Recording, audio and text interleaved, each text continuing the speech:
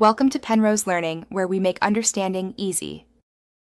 You start by picking the physical path, a 3, 5mm mic, USB mic, or an audio interface. Make sure drivers are downloaded and the software you'll use is installed. Once done, set your laptop to the appropriate sample rate, 48K Hz is common, and plug in the device.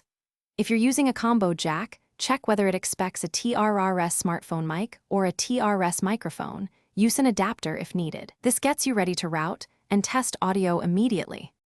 You now configure the system and app to agree on the input. Open your OS sound settings and pick the exact device, then set input gain to roughly 60–80% so peaks avoid clipping. Next, in your DAW or recorder, choose that same device, select the correct input channel, then set buffer size low enough for monitoring but high enough to avoid dropouts. If using an interface, route physical inputs to the track. Once levels look good, arm the track and test with a real voice or sound source. You finish by validating and, if needed, troubleshooting. Record a short take and inspect the waveform for clipping or too low levels. Adjust gain accordingly.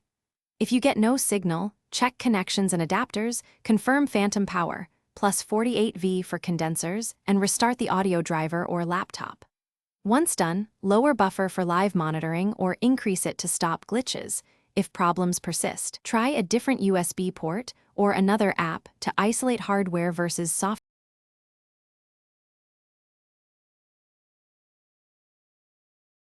Thanks for watching. If this was helpful, leave a like and consider subscribing. See you next time.